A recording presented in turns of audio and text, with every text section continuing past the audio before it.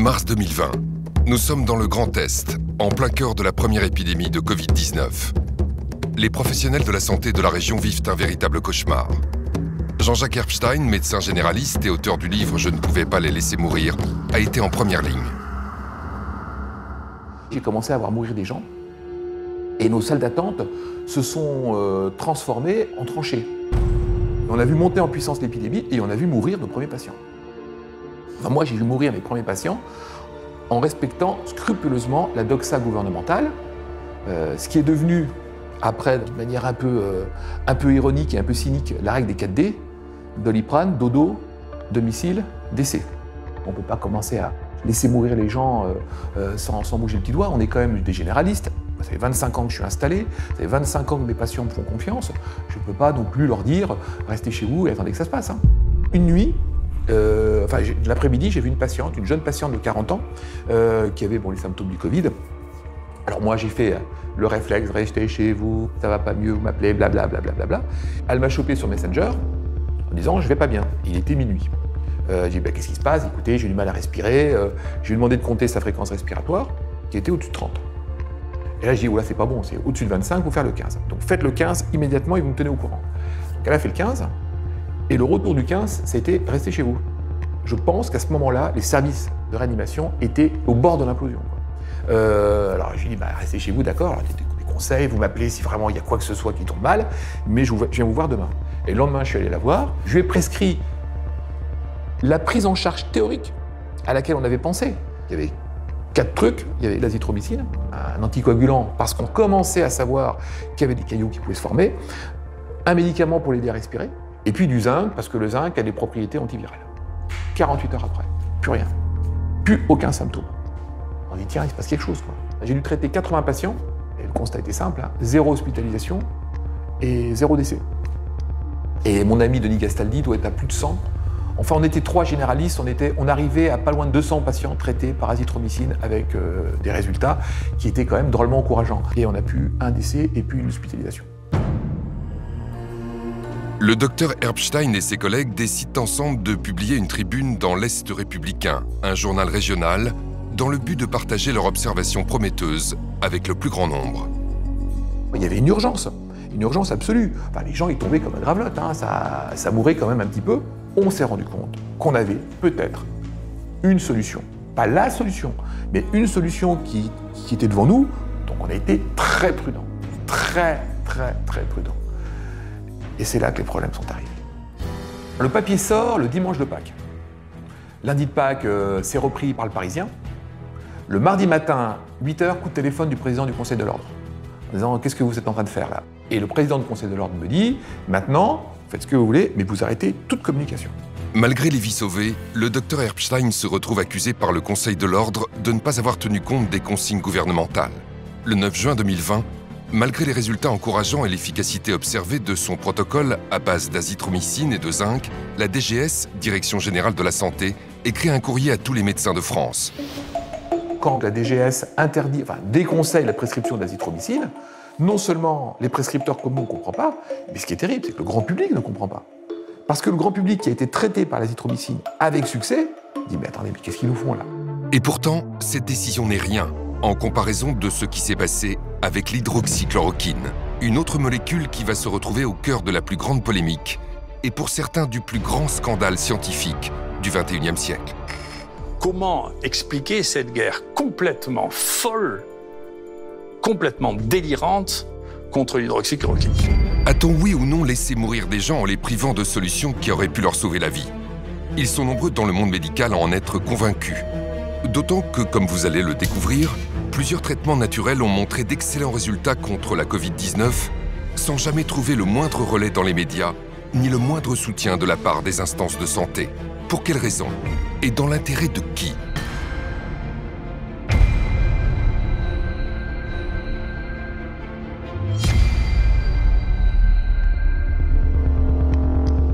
Quand il y a une pandémie, vu du côté de l'industrie pharmaceutique, on se dit qu'il y a toujours de l'argent à se faire parce que ça peut être des milliards d'individus touchés dans le monde. Si on trouve un médicament qu'on peut le breveter pour ça, ça peut faire des centaines de milliards de dollars de revenus. Malheureusement, quand il y a une pandémie, il y a des gens qui réfléchissent « il faut que je sauve en urgence le malade » et d'autres, ils pensent plutôt « tiens, il faut que je m'en mette plein dans mon porte-monnaie ». Le professeur Péronne connaît parfaitement les dérives des sociétés pharmaceutiques. Il a été président de commission à l'Agence du médicament et au sein du Haut Conseil de la santé publique. À l'Organisation mondiale de la santé, il a exercé le rôle de vice-président du groupe d'experts sur la politique vaccinale en Europe. Le professeur Péronne a donc occupé les fonctions les plus prestigieuses en infectiologie. Mais il a toujours défendu les malades contre la pensée unique médicale. En 2017 déjà, il montait au créneau pour dénoncer le scandale lié à la maladie de Lyme. En France, aujourd'hui, il y a des centaines de milliers de gens en grande souffrance qui sont rejetés par le système médical, qui sont paralysés.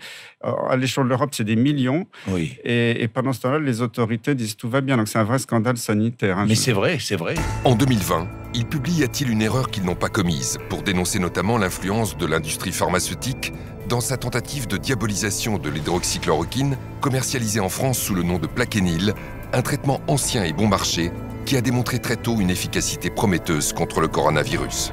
C'est le plus grand canular, malheureusement sinistre, de la médecine.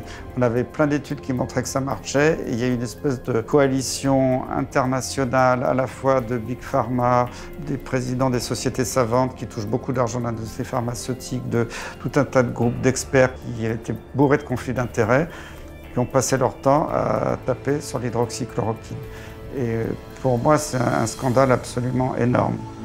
L'histoire est hélas régulièrement ponctuée par de nombreux scandales sanitaires qui confirment que l'industrie pharmaceutique cherche avant tout la rentabilité financière sans considération pour la santé publique, souvent avec la complicité des agences sanitaires et de leurs experts en conflit d'intérêts. Le Vioxx, anti-inflammatoire prescrit pour les douleurs liées aux maladies articulaires, aurait provoqué 160 000 crises cardiaques et attaques cérébrales et 40 000 décès rien qu'aux États-Unis. Malgré les faits, les autorités sanitaires maintiennent le Vioxx sur le marché jusqu'à son retrait en 2004. Le Vioxx aurait rapporté à son laboratoire 12,5 milliards de dollars. Le scandale du Mediator aura lui aussi contribué à révéler les dérives et l'avidité de l'industrie pharmaceutique. Entre 1976 et 2010, le laboratoire Servier commercialise ce coupe-faim dont les effets secondaires pourtant connus par le laboratoire ont coûté la vie à des milliers de patients. L'agence du médicament a fermé les yeux et ce scandale l'a conduite à changer de nom. De l'AFSAPS, elle est devenue l'ANSM. Lors de l'épidémie de grippe H1N1 en 2009, la France a dépensé plus de 100 millions d'euros pour acheter du Tamiflu, un médicament inefficace et toxique qui avait été interdit au Japon après avoir été soupçonné de causer la mort d'enfants et d'adolescents. Nouveaux traitements, vaccins. Pour l'industrie pharmaceutique, le coronavirus représente une opportunité commerciale sans précédent. Alors que des laboratoires comme AbbVie ou encore Gilead tentent de positionner leurs médicaments sur le marché du coronavirus, un homme va venir chambouler les projets commerciaux de Big Pharma. Son nom, Didier Raoult. Considéré dans le monde comme un des plus grands spécialistes des maladies infectieuses, le professeur Didier Raoult dirige l'IHU Méditerranée Infection à Marseille, un pôle 100% indépendant de l'industrie pharmaceutique et au rayonnement mondial dans le domaine des maladies infectieuses. Au début de l'année 2020, le professeur Didier Raoult et son équipe de chercheurs épluchent les récentes données des scientifiques chinois qui mettent en avant l'efficacité d'un traitement à base d'hydroxychloroquine. Des études contestées bruyamment par certains experts français. Que des gens qui n'ont jamais traité une infection à coronavirus aient une opinion sur les gens qui ont 20 essais en cours et pour lesquels les éléments ont été suffisants pour que le gouvernement et tous les experts chinois, c'est des experts qui corrèlent au coronavirus, hein, pas que sur le papier, c'est leur métier, hein, prennent une position officielle en disant maintenant il faut traiter avec de la chloroquine les infections à coronavirus, c'est déraisonnable de dire écoutez, les Chinois on s'en fiche. Là est venue la première étude de Didier Raoult, qui avait des contacts en Chine, qui connaissait tout ça, et qui a commencé à faire une étude. Au début, c'était sur 24 malades, un petit nombre de patients. Cette étude, déjà, a montré qu'il se passait quelque chose. Alors, elle a été contestée, 24 malades, c'est rien du tout. Après, il en a mis 80, après, il en a mis 1500, puis 3500. Et là, on a continué à dire, mais ce que fait Raoult, c'est n'importe quoi. Alors que le traitement du professeur Raoult à base d'hydroxychloroquine semble faire ses preuves sur les malades de la Covid-19, les autorités sanitaires françaises, ainsi que de nombreux experts, se montrent étrangement réticents. Nous avons en France la chance d'avoir le meilleur scientifique français reconnu sur la scène internationale, le plus grand chercheur. Bon, je ne dis pas, et lui non plus ne le dit pas. D'ailleurs, vous avez procédé à son interview où il a répondu avec beaucoup de modestie il y a quelques jours de cela, que c'est la solution, qu'il y a un remède absolu à ça. En France, pendant que l'utilisation de l'hydroxychloroquine divise et suscite une controverse démesurée, à l'étranger, beaucoup de pays l'utilisent, avec succès. Très rapidement, le gouvernement italien a parfaitement réagi, les experts italiens aussi. Ils ont dit à tous les généralistes en Italie, donnez l'hydroxychloroquine. On a vu la chute de la létalité. Au Portugal, dès le début, ils ont dit aux médecins, donnez la chloroquine. La létalité était très faible, inférieure à 5%. La Grèce, c'était magnifique, ils ont une létalité très faible, ils ont donné la chloroquine à tout le monde. Et si on sort de l'Europe, regardez le Maroc, c'est 2% de létalité. Ils ont traité tout le monde par hydroxychloroquine, azithromycine. Et pourtant, malgré ces données prometteuses, le ministre de la Santé, Olivier Véran, fait une annonce qui va faire l'effet d'une bombe auprès de tous les médecins français. Le 27 mars 2020, le gouvernement interdit aux médecins de ville de prescrire l'hydroxychloroquine. Le Haut Conseil exclut toute prescription dans la population générale ou pour des formes non sévères à ce stade, en l'absence, dit-il, de toute donnée probante. Faisons confiance à nos chercheurs. Quand l'hydroxychloroquine a été interdite, j'ai été profondément choqué parce que les publications scientifiques montraient que ça marchait, l'expérience de tous les médecins montrait que ça marchait, les médecins de ville avaient commencé à l'utiliser, ça marchait. Et le décret a été rendu en urgence après un avis du Haut Conseil de la Santé publique. Moi, j'étais président de la commission maladies transmissibles, je sais comment ça marche, il y a un règlement intérieur, il y a une charte des conflits d'intérêts, rien n'a été respecté. Il n'y a pas eu de réunion de la commission, c'est un groupe d'experts où il y avait des membres du conseil ou pas qui sont réunis. C'était validé par le président sans qu'il y ait aucune réunion, aucun vote, aucune déclaration des conflits d'intérêts. Donc déjà, l'avis du Haut Conseil de la Santé publique était totalement illégal. Et le ministre s'est appuyé là-dessus pour passer un décret en urgence qui était un scandale absolu en France, c'est qu'on a laissé crever les gens. On a interdit aux médecins généralistes qui s'étaient mobilisés pour sauver les gens de traiter les gens. La France est le seul pays au monde à avoir interdit par les médecins l'utilisation de l'hydroxychloroquine, ce qui était pour moi un scandale d'État. Sur la forme, je trouve ça mais scandaleux. On n'a pas à empêcher un médecin de prescrire un traitement, sauf si jamais il y a des preuves dans un sens de nocivité. C'est la première fois qu'on empêche un médecin de prescrire. Mais pas n'importe quel médecin, des généralistes. Parce qu'à l'hôpital, tout le monde a fait une hydroxychloroquine. Il n'y a que nous, les généralistes, qu'on a complètement muselés. C'est un scandale très très grave sur le plan de notre santé, de notre système de santé. D'abord, on a fait pire que ça. On a même conseillé aux malades de ne pas aller voir leur médecin. C'est-à-dire qu'on a des gens dont c'est le métier de prendre en charge les malades tous les jours. Ça fait pour certains 30 ans qu'ils sont médecins. Et tout d'un coup, on dit à leurs malades, surtout n'allez pas voir votre médecin. Et puis ensuite, on nous explique qu'on a fait 10 ans d'études, mais qu'on n'est pas capable de déterminer si un patient peut ou ne peut pas prendre de l'hydroxychloroquine. Ça fait 30 ans qu'on le fait. C'est tellement invraisemblable. Et c'est ce contre lequel j'ai le plus lutté, c'est ce décret, qui est une ineptie totale. 90% des médecins avec lesquels j'ai pu parler de ce sujet ont le même avis que moi. Parce que ce sont pour la plupart des médecins généralistes par ailleurs. Donc ils se sentent réellement exclus du système. On n'a pas tenu compte de l'avis des médecins parce que les médecins généralistes, ils l'ont bien vu au début, ils ne donnaient pas l'hydroxychloroquine, ils ont envoyé beaucoup de gens en réanimation à l'hôpital. Et quand ils ont commencé à prescrire, ils n'envoyaient plus personne à l'hôpital. Ils l'ont vu. On n'a pas respecté cette expérience et ce souhait des malades. C'est une atteinte très grave à l'exercice de la médecine. L'idée que l'État se saisisse de tâches qui sont du soin usuel, si vous voulez, à la place des médecins et leur interdise de faire un certain nombre de choses qui sont banales, je ne suis pas d'accord. Et pour le dire d'ailleurs tout à fait officiellement, je suis surpris que l'Ordre des médecins ait accepté une chose pareille. Moi, si j'avais été président de l'Ordre des médecins, ce qu'à Dieu regarde, j'aurais démissionné immédiatement. Pour justifier l'interdiction de prescription de l'hydroxychloroquine, les autorités relayées par les médias avancent qu'elle pourrait être dangereuse pour les malades. Parmi les traitements mis en cause, le Plaquenil, ce médicament à base d'hydroxychloroquine, qui, couplé à un antibiotique, peut augmenter le risque d'accident cardiaque. Attention à la chloroquine, c'est l'agence du médicament qui a donc lancé une alerte cette nuit. Le médicament qui suscite beaucoup d'espoir aujourd'hui peut être mortel. Il reste un produit dangereux s'il est mal utilisé. Honnêtement, si un jour on se met à réfléchir sur l'histoire de l'hydroxychloroquine, qui est quand même l'histoire moi, la plus fantasque que j'ai jamais entendue en médecine, de ma vie. D'accord ? C'est-à-dire un médicament qui existe depuis 80 ans, qui a été prescrit peut-être à un tiers de la population du monde, qui en France est vendu à 36 millions de pilules par an, et d'un coup, il y a toutes les autorités qui commencent à dire que c'est un truc épouvantable, criminel, qu'on va mourir tous d'arythmie cardiaque parce qu'on prend ce truc. C'est le truc le plus fantasque que j'ai jamais vu. J'ai jamais entendu parler d'un truc aussi fantasque que ça. C'est inouï. Avant la crise du coronavirus, l'hydroxychloroquine ou plaquenil avait une excellente réputation. Cette molécule figure en bonne place sur la liste des médicaments essentiels de l'Organisation mondiale de la santé. Mais c'est aussi, comme le rappelle le professeur Raoult, un médicament que l'on connaît de longue date, car c'est un dérivé de la chloroquine, utilisé depuis les années 50 par des centaines de millions de personnes dans le monde en prévention du paludisme. L'hydroxychloroquine a été donnée pendant des décennies aux personnes réputées fragiles comme les femmes enceintes, les enfants ou encore les personnes âgées. Ce médicament est si sûr qu'il était en vente libre jusqu'en janvier 2020, date à laquelle la ministre de la Santé, Agnès Buzyn, a décidé de lui retirer son accessibilité sans la moindre explication. Il y a déjà eu un truc qui a été curieux, c'est mi-janvier, quand Agnès Buzyn a demandé que l'hydroxychloroquine, qui était en vente libre, devienne sous prescription médicale. Ça, c'était un peu curieux.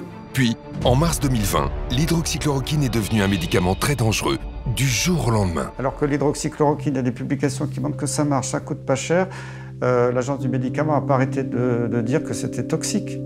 Ça donnait des problèmes cardiaques, alors que les problèmes cardiaques ils venaient du Covid et pas du tout de l'hydroxychloroquine. Maintenant, c'est reconnu. Je pense que cette histoire d'effet secondaire ou de dangerosité de l'hydroxychloroquine est la plus belle plaisanterie médicale, scientifique qu'on ait inventée depuis janvier 2020, depuis le début de cette pandémie. J'utilise l'hydroxychloroquine depuis 15 ans, 20 ans, et particulièrement depuis 10 ans dans les maladies infectieuses, d'autres maladies infectieuses. Je n'ai jamais eu d'accident, mais ce n'est pas une statistique, donc je suis allé rechercher réellement ce qu'on avait comme études. Et parmi les nombreuses études que j'ai pu retrouver, j'ai vu un travail de la HAS, la Haute Autorité de Santé, de 2009, c'est pas si vieux, qui avait réétudié et réévalué l'hydroxychloroquine en tant que médicament en vente libre. Ils ont étudié ça pendant 6 mois, 100 000 prescriptions, 65% de ces prescriptions étaient faites par des médecins généralistes, ce qui prouve bien que tout le monde en prescrivait très largement. Et la conclusion, c'est médicament toujours aussi efficace et toujours aussi peu dangereux. Et on a redonné non seulement l'AMM, mais aussi l'autorisation de vente sans ordonnance, donc vente libre, en 2009 à l'hydroxychloroquine. Vous imaginez bien qu'une telle étude faite par la Haute Autorité de Santé il n'y a pas si longtemps, donc avec des moyens modernes, s'il y avait eu le moindre danger de l'hydroxychloroquine, on l'aurait vu. Ce produit, en plus, il faut savoir, l'hydroxychloroquine donc, est prescrit dans des maladies comme le lupus, les polyarthrites, pendant des années. Des années. C'est pas 10 jours. Là, contre le coronavirus, il s'agissait d'un traitement de 10 jours. Donc vraiment, on s'est moqué de nous. Y a-t-il eu une forme de complot contre la chloroquine, un vieux médicament générique qui ne rapporte rien à l'industrie pharmaceutique? Ce qui s'est passé avec le scandale du Lancet nous donne peut-être la réponse. Le 22 mai 2020, l'hydroxychloroquine va se retrouver la cible d'une étude publiée dans The Lancet, l'une des plus prestigieuses revues scientifiques du monde. La revue médicale britannique a publié une vaste étude. 15 000 malades ont reçu 4 combinaisons différentes à base de ces 2 molécules, seules ou associées à un antibiotique. Et les conclusions sont très claires. Nous avons posé une question. Y a-t-il un quelconque avantage à utiliser l'un de ces traitements chez les patients hospitalisés avec un Covid-19? Et la réponse est un non assez concluant. Il n'y a pas une once de preuve que cela soit le cas. Conclusion de l'étude. La chloroquine et l'hydroxychloroquine ne devraient pas être utilisées en dehors des essais cliniques. Au lendemain de la publication, des décisions immédiates sont prises au plus haut niveau pour abattre l'hydroxychloroquine et torpiller les études en cours. L'Organisation mondiale de la santé suspend le traitement sous hydroxychloroquine dans son vaste essai clinique international Solidarity. En France, les 16 essais cliniques testant l'hydroxychloroquine sont suspendus à la demande de l'Agence de sécurité des médicaments. Le ministre de la Santé, Olivier Véran, interdit l'utilisation d'hydroxychloroquine à l'hôpital alors que son utilisation était déjà très restreinte. Mais toutes ces mesures prises à la va-vite s'appuient en réalité sur une étude frauduleuse. Le 4 juin, The Lancet fait marche arrière et indique dans un communiqué le retrait de son étude. La revue The Lancet fait volte-face. Dans un communiqué publié jeudi soir, 3 des 4 auteurs d'une récente étude sur l'hydroxychloroquine remettent en cause sa validité. Nous ne pouvons plus nous porter garant de la véracité des sources des données primaires. La prestigieuse revue scientifique britannique a également présenté ses profondes excuses. L'étude du Lancet, qui a fait scandale à un moment donné, qui a été retirée très rapidement, nous a beaucoup perturbés. Alors, pour moi, ce n'était pas une surprise parce que j'en ai déjà vu d'autres, des études dans d'autres domaines totalement bidonnées. On va dire que celle-là était pire que les autres parce qu'elle était tellement grossière que c'était facile à voir tout de suite. Et d'ailleurs, nous avons été très choqués qu'un ministre de la Santé, médecin, spécialiste, habitué à lire des études toute la journée quand il était à l'hôpital, prenne cette étude pour argent comptant immédiatement et prenne une décision politique et juridique avec un décret exclusivement sur cette étude, enfin déclenchée par cette étude qui était une étude totalement bidon. Les décisions précipitées d'Olivier Véran sont d'autant plus surprenantes que tout le monde sait, dans la communauté scientifique, que les études peuvent être manipulées par l'industrie pharmaceutique. Et le rédacteur en chef du Lancet lui-même a fait un pamphlet en 2016 pour dire « dans mon journal, ça ne va pas du tout, c'est infiltré par l'industrie, on publie des articles qui sont complètement faux ». Le patron du Lancet, Horton, a dit « maintenant, on ne va plus pouvoir publier des données de recherche clinique parce que les laboratoires pharmaceutiques, aujourd'hui, sont tellement forts financièrement et arrivent à avoir de telles méthodologies pour nous faire accepter des papiers qui, apparemment, méthodologiquement, sont parfaits, mais qui, au fond, font dire ce qu'ils veulent à cela. C'est très, très grave. Le scandale du Lancet est ahurissant. Mais il y a un autre scandale énorme, cette fois franco-français, qui éclabousse les études sur l'hydroxychloroquine. Dès la fin du mois de mars, la France a lancé une grande étude nommée Discovery pour identifier les médicaments qui marchent contre la Covid. On a le protocole Discovery, auquel on croit beaucoup et qui est très important, qui est un protocole européen, avec, vous le savez, plusieurs branches. Il y en a une sur la fameuse hydroxychloroquine et azithromycine. Il y en a aussi sur le remdesivir et plusieurs autres protocoles de traitement. On aura des résultats le 14 mai. Finalement, après des mois d'attente, des résultats partiels sont tombés en septembre. Et ils sont saisissants. Dans Discovery, le groupe de malades ayant reçu de l'hydroxychloroquine a connu 31% de morts de moins que le groupe qui n'a pas reçu de médicaments. L'étude montre également une réduction de 17% de la sévérité des symptômes. C'est très encourageant pour ce médicament. Toutefois, il faut préciser que ces résultats ne sont pas significatifs sur le plan statistique, car le nombre de patients n'est pas assez élevé. Cela veut dire qu'il fallait intégrer plus de patients pour confirmer ce bon résultat. Mais ce n'est pas ce qu'ont décidé les responsables français de l'étude. Au contraire, à la mi-juin, ils ont décidé de l'arrêter, rendant statistiquement contestables des résultats pourtant favorables à l'hydroxychloroquine. Et il s'est passé exactement la même chose au CHU d'Angers, où l'hydroxychloroquine était testée contre placebo. L'étude e-Covid a été arrêtée brutalement alors que l'hydroxychloroquine était en train de montrer une diminution de la mortalité de 46%. Là encore, le résultat n'est pas significatif statistiquement, faute de patients en nombre suffisant. Mais avec un tel signal positif, une mortalité divisée par 2, il y avait toutes les raisons de continuer l'étude plutôt que de l'arrêter en cours de route. Je voudrais bien que des journalistes d'investigation interrogent les gens responsables de ces essais pour leur dire « mais comment se fait-il que vous les ayez arrêtés ? Quel est le rationnel scientifique de l'arrêt d'un traitement qui a été mis en cours, qui est officiel, que vous l'arrêtez prématurément alors que vous n'avez qu'une partie de ce que vous aviez prévu de faire et que les résultats préliminaires sont à faveur de l'hydroxychloroquine ?» Ça, c'est une question intéressante. Cette affaire est d'autant plus troublante que, par comparaison, un autre médicament a bénéficié d'un traitement très différent. Il s'agit du remdesivir, un médicament à 2 000 € la dose, fabriqué par le laboratoire Gilead. En septembre 2020, le professeur Yazdan Pana, principal architecte de Discovery, est auditionné au Sénat. En ce qui concerne le remdesivir, nous, pour l'instant, on n'a aucune preuve sur l'efficacité de ce traitement. Il y a eu 4 essais cliniques internationaux sur remdesivir. Pour nous, il n'y a aucun qui nous montre vraiment que ce traitement est efficace. Donc on considère qu'il faut continuer à évaluer ces traitements. Malgré l'accumulation d'études défavorables, Le professeur Yazdan Pana veut donc continuer l'essai Discovery sur le remdesivir, alors qu'il a été décidé d'arrêter l'essai sur l'hydroxychloroquine au moment où elle semblait diminuer la mortalité de 31%. Alors pourquoi un tel deux poids deux mesures? Ce médicament, le remdesivir, serait-il une clé d'explication du scandale autour de l'hydroxychloroquine? C'est la piste clairement évoquée par le professeur Raoult, auditionné au Sénat en juin 2020. Moi, je vous recommande de faire une véritable enquête sur Gilead et le remdesivir.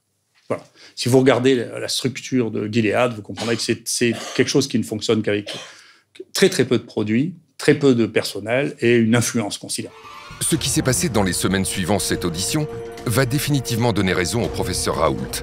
En juillet, à la surprise générale, le remdesivir obtient de l'Union européenne et de la France une autorisation temporaire de mise sur le marché.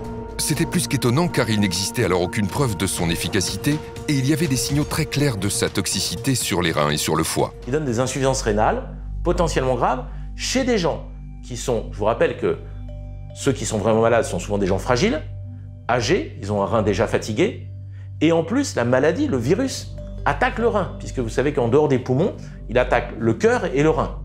Donc, on est face à un virus qui attaque le rein chez des gens qui ont déjà un rein fragile, et on leur donne un médicament qui donne des insuffisances rénales. Est-ce raisonnable? Le remdesivir, déjà, c'est un traitement cher, lourd, hospitalier, bourré d'effets indésirables. C'est un médicament cher, injectable, réservé à l'hôpital. C'est un antiviral, donc il ne peut marcher que dans la première phase de la maladie. Quand vous êtes hospitalisé et que vous commencez à être en soins intensifs ou au moins sous oxygène et que vous commencez à avoir des insuffisances respiratoires, c'est fini, il ne marche plus. Il faut le donner beaucoup plus tôt, comme l'hydroxychloroquine. Sauf qu'on ne l'a pas en ville puisque c'est un médicament hospitalier.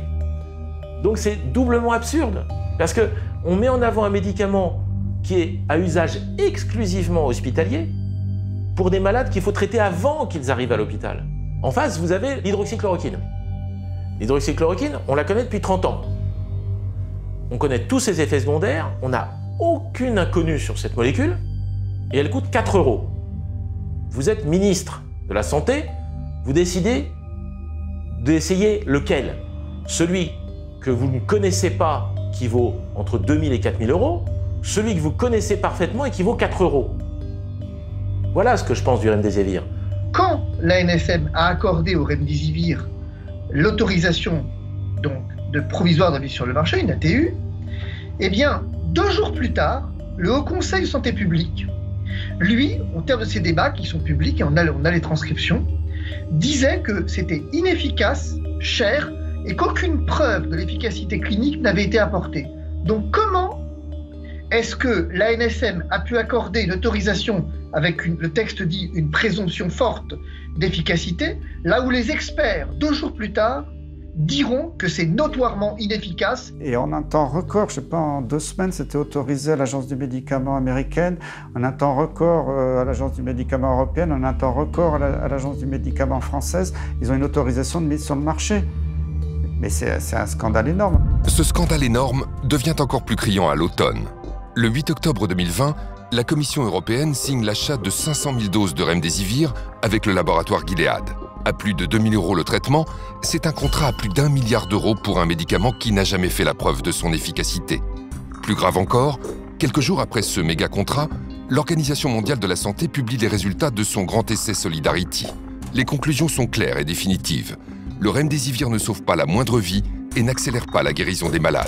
Ces conclusions définitives n'ont pas empêché l'Union européenne de signer un contrat à 1 milliard d'euros pour ce médicament. Et dans la foulée de ce contrat, le remdesivir est distribué largement dans les hôpitaux français.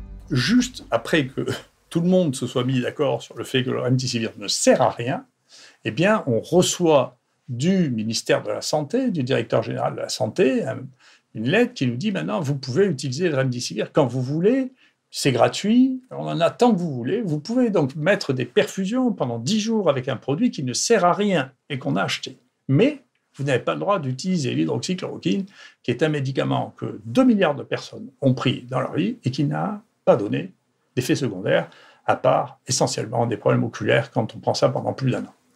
Donc, si vous voulez, il y a quand même là un problème de fond. C'est particulièrement choquant parce qu'au même moment, l'Agence du médicament a refusé à nouveau d'autoriser l'hydroxychloroquine en France. L'Agence du médicament refuse au professeur Raoult une recommandation temporaire d'utilisation de la chloroquine en disant « Écoutez, on ne peut pas, professeur, parce que, vous comprenez, 1, ça ne marche pas, 2, c'est dangereux. C'est même très dangereux, la chloroquine. » Sauf que cette même agence du médicament avait 2 mois auparavant, 3 mois auparavant, au mois de juillet, accordé une autorisation, cette fois-ci temporaire d'utilisation, au remdesivir, qui lui était notoirement inefficace, et je vais y venir, et effectivement spécialement dangereux. Qu'est-ce que ça cache? Qu'est-ce que ça cache? Tous les scandales de santé publique commencent comme ça.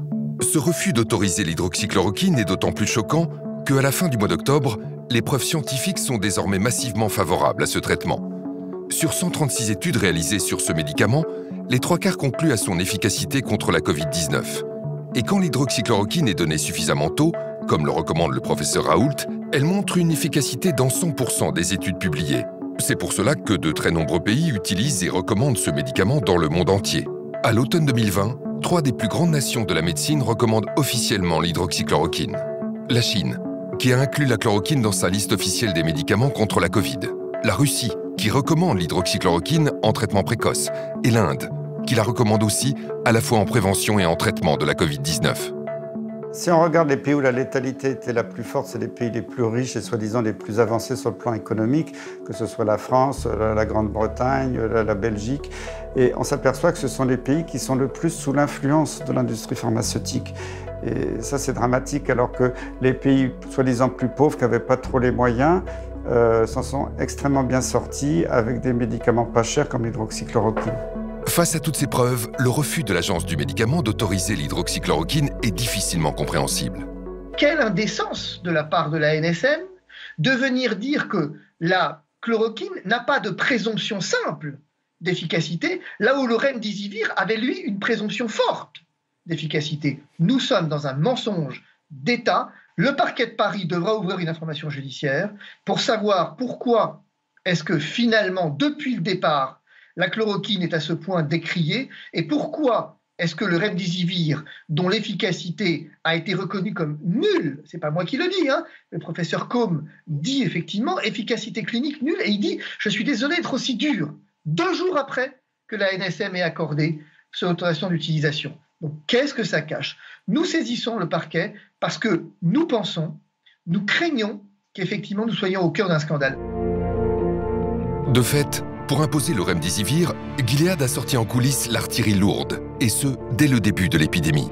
Lors de son audition au Sénat en juin 2020, le professeur Raoult dénonçait déjà des méthodes peu orthodoxes. Je vous le rappelle, moi quand j'ai commencé à parler pour la première fois de la chloroquine, il y a quelqu'un qui m'a menacé à plusieurs reprises, de manière anonyme. J'ai porté plainte et j'ai fini par trouver que c'était celui qui avait reçu le plus d'argent de Gilead depuis 6 ans. D'accord? Donc, si vous voulez, j'ai une expérience personnelle, d'accord, de fonctionnement qui ne me paraissent pas normaux. Peut-être que c'est une coïncidence, mais c'est pas sûr parce qu'il me disait qu'il m'interdisait de parler de la chloroquine, d'accord?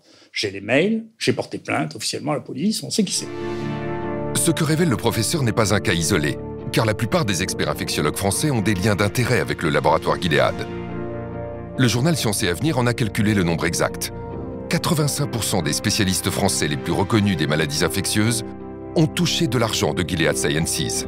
Au total, Gilead a versé 18,5 millions d'euros aux professionnels de santé en France depuis 2013. En coulisses, les enjeux financiers sont immenses.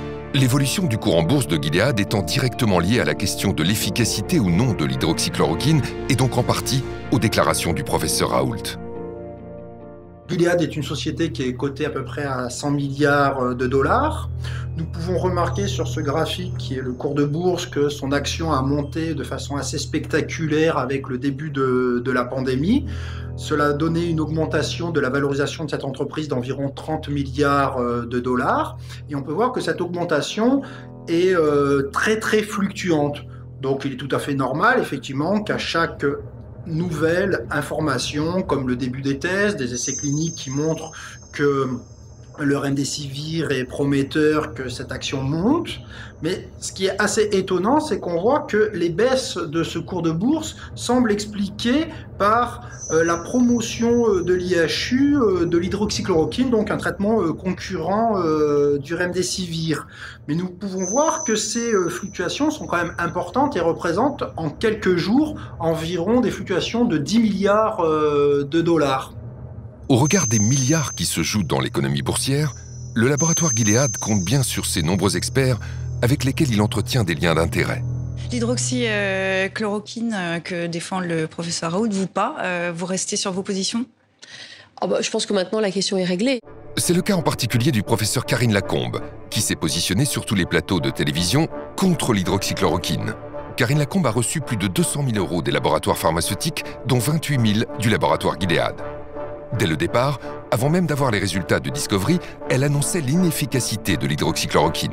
Grâce à Didier Raoult, et on le remerciera pour ça, on a mis en place beaucoup plus rapidement que prévu les essais qu'il fallait et on montrera que la chloroquine ne marche pas, en revanche, que d'autres marchent. Tous ces experts qu'on a pu voir continuellement sur les chaînes d'information n'ont jamais déclaré leur lien d'intérêt ni leur conflit. Normalement, ils auraient dû se retirer, mais ni même les médias n'ont fait ce travail pour expliquer aux téléspectateurs, finalement, quels étaient les liens des personnes qui se prétendaient experts. Mais peut-on avoir aujourd'hui un expert qui ne travaille pas pour un laboratoire? Parce que les laboratoires font systématiquement travailler les experts les plus connus.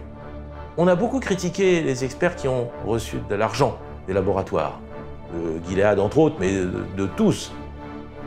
Est-ce que vraiment ça les a influencés? Je ne sais pas. Je ne me permettrai pas de faire de procès d'intention. Mais il faut un contre-pouvoir. Et aujourd'hui, on a vu, avec cette crise du coronavirus, que le contre-pouvoir n'existait pas. On a vu que tout le monde allait dans le sens du plus riche, tout le monde allait dans le sens du médicament qui va rapporter le plus. Et c'est ça qui est gênant. Et on dit alors à qui on doit faire confiance? L'influence de Gilead s'exerce aussi au plus haut niveau. Même nos décideurs ont été trompés, comme l'a confié un grand infectiologue au journal Marianne. Gilead a atteint un tel pouvoir qu'il peut compter sur certains grands professeurs pour faire office de lobbyiste officieux. Ce qui a fait que le remdesivir s'est retrouvé en haut de l'affiche sans aucune preuve de son efficacité.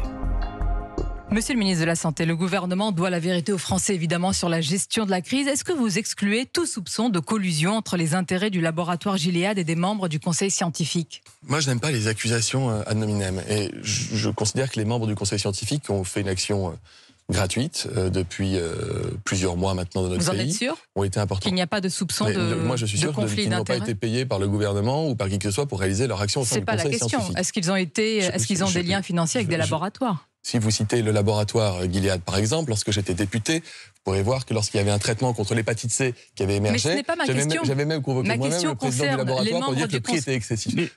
J'entends bien. Ma question, je vous la répète, concerne les membres du conseil scientifique qui ont quand même géré cette crise sanitaire. Est-ce que vous pouvez nous dire ce matin, vous êtes sûr qu'il n'y a aucun lien avec ces personnes et les laboratoires Gilead? Je peux vous dire, Sonia Mabrouk, qu'il n'y a eu aucune intention cachée ou directe d'aucun membre du conseil scientifique pour nous pousser à prescrire quelque traitement que ce soit. Y compris le remdesivir. Y compris le remdesivir. Je n'ai eu aucune recommandation du conseil scientifique sur le remdesivir. La journaliste Sonia Mabrouk avait raison d'être insistante. La plupart des experts qui ont conseillé le président de la République ont eu des liens d'intérêt avec Gilead. C'est le cas en particulier du professeur Yazdan Bana, le pape de l'étude Discovery. Ce chercheur a siégé au moins 10 fois au board de Gilead entre 2013 et 2015. Devant les députés, le professeur Raoult n'a pas caché sa surprise en découvrant l'intimité du responsable de l'étude Discovery avec le directeur de Gilead. Moi, j'ai été surpris de voir que le directeur de Gilead, devant le président de la République et devant le ministre, tutoyait celui qui était en charge des essais thérapeutiques en France pour le Covid-19, quand même. Moi, je n'ai pas l'habitude de me faire tutoyer par le directeur de l'industrie pharmaceutique. S'il le faisait, d'ailleurs, je leur répondrais en leur vous voyant. Je ne le ferais pas. Bruno Ohen, l'autre grand expert de Discovery, était membre du groupe de travail français qui s'est exprimé le 5 mars 2020 en faveur du remdesivir. Bruno Ohen a reçu pas moins de 52 000 € de Gilead en avantages, rémunération et contrats d'expertise. Même le président du conseil scientifique, Jean-François Delfrécy, a pris part une fois au conseil de Gilead en 2013.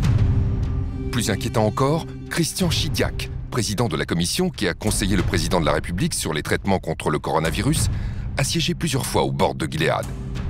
Selon le professeur Raoult, c'est cet homme qui a influé pour que le Premier ministre empêche les médecins hospitaliers de prescrire librement l'hydroxychloroquine aux malades de la Covid-19. Est-ce qui est en train de sauter aux yeux de la population, c'est qu'à propos de l'hydroxychloroquine, on est en train de dévoiler au grand jour toutes les magouilles de l'industrie pharmaceutique pour promouvoir des médicaments très chers et pouvoir occuper les marchés. En effet, pendant que l'hydroxychloroquine était diabolisée, d'autres molécules efficaces ont été purement et simplement ignorées. C'est le cas de vieux médicaments qui ne sont plus sous brevet, comme la colchicine, l'ivermectine et la fluvoxamine. Tous les trois ont fait la preuve de leur efficacité contre la Covid-19 dans des études contrôlées contre placebo, et pourtant les autorités et les médias restent silencieux, comme s'il n'y avait pas de place dans notre système médical pour les molécules qui ne rapportent plus rien aux laboratoires. Si vous dites maintenant, alors qu'on dépense des centaines et des centaines de millions pour trouver de nouvelles molécules, que vous savez, il suffit de recycler des molécules anciennes qui sont génériquées et qui ne coûtent rien, vous sciez toute une branche de la science qui s'est développée depuis 20 ans, hein. Et donc, vous avez les plus grandes difficultés à trouver des gens qui regardent ça avec un œil favorable. Tout ça heurte à la fois un modèle économique, pas que des intérêts, hein. Comment on développe une molécule qui n'est plus rentable? On ne sait pas le faire dans notre monde. Parmi les victimes de ce modèle économique, il n'y a pas que les vieux médicaments génériqués. Il y a aussi et surtout les molécules naturelles, comme les vitamines, les minéraux ou les plantes médicinales, dont l'efficacité peut pourtant être extraordinaire, sans le moindre effet indésirable. C'est le cas en particulier de la vitamine D, considérée par de nombreux scientifiques comme la vitamine de la décennie. Peu coûteuse, facile à prendre et sans effet secondaire, la vitamine D est au cœur de plus d'une quarantaine d'études scientifiques concluant à des résultats si spectaculaires pour lutter contre la Covid qu'on pourrait ne pas le croire. Comme vous allez le découvrir, la vitamine D en prévention permettrait de réduire de moitié le nombre d'infections au coronavirus. Mais ce n'est pas tout. La vitamine D en traitement aurait pu sauver la vie de milliers de malades hospitalisés. Professeur de médecine, de physiologie, de biophysique et de médecine nucléaire, le professeur Michael Olick est l'un des plus grands experts de la vitamine D dans le monde. Il est à l'origine de plusieurs études portant sur l'action de la vitamine D contre le coronavirus. Le professeur Olick nous a reçus pour partager avec nous les résultats saisissants de ses recherches et les découvertes récentes autour de la vitamine D. Nos connaissances à propos de la vitamine D ont été bouleversées ces 10 dernières années. Si son rôle est crucial pour la santé des os et le métabolisme du calcium, il l'est aussi pour de nombreuses autres fonctions biologiques, notamment la réduction des risques de maladies telles que les cancers communs, les maladies auto-immunes graves comme la sclérose en plaques, l'arthrite rhumatoïde, le diabète de type 1, mais aussi les maladies infectieuses, y compris, selon nous, la pandémie de Covid-19, mais aussi les risques de maladies cardiovasculaires, de maladies d'Alzheimer, de dépression, et la liste est encore longue. De nombreuses études ont décrit comment la vitamine D agit sur le système immunitaire. Nous avons pu observer qu'une simple prise de vitamine D permet d'agir sur 291 gènes régulant la fonction immunitaire, la mortalité cellulaire et toute une série de processus biologiques. Une de nos études a donné des résultats incroyables. Donner à une personne 600 unités de vitamine D par jour permettait de réguler 150 à 200 gènes du système immunitaire. Mais avec 4000 unités par jour, ce chiffre passait à environ 300 à 400 gènes et à plus de 1000 avec 10 000 unités par jour. C'est ce rôle majeur pour la santé et le bien-être général qui explique l'intérêt qu'elle suscite dans le monde entier. Au début de l'année 2020, lorsque l'épidémie s'abat sur le monde, le professeur Olick est convaincu que la vitamine D pourrait avoir un impact contre le coronavirus. Lorsque tout a commencé en février dernier, j'étais en Argentine pour une partie de pêche et j'ai attrapé le dernier vol pour rentrer. J'ai aussitôt écrit à mon hôpital et à d'autres personnes concernées en expliquant que cette pandémie pouvait certainement être combattue en augmentant les apports en vitamine D dans la population. De nombreuses études, dont les données de l'enquête nationale de santé américaine, ont montré qu'une amélioration du taux de vitamine D réduit les risques d'infection des voies respiratoires supérieures, dont la grippe et plusieurs virus du rhume, comme les adénovirus et les coronavirus. Nous connaissons le rôle très important de la vitamine D pour le bon fonctionnement du système immunitaire et la régulation de l'activité des cytokines. Or, l'une des principales complications de la Covid-19 est justement ce qu'on appelle l'orage cytokinique, à l'origine de nombreuses complications et de décès liés à cette infection. Il n'est donc pas surprenant qu'une amélioration du taux en vitamine D puisse contribuer à combattre cette maladie virale. Le professeur Hollick n'est pas le seul à comprendre immédiatement l'intérêt exceptionnel de la vitamine D pour lutter contre la Covid. La vitamine D est absolument essentielle. Ça réduit, ça a été prouvé, les infections hivernales. Vous aurez des grippes moins fréquentes, moins fortes. Vous aurez moins de rhume.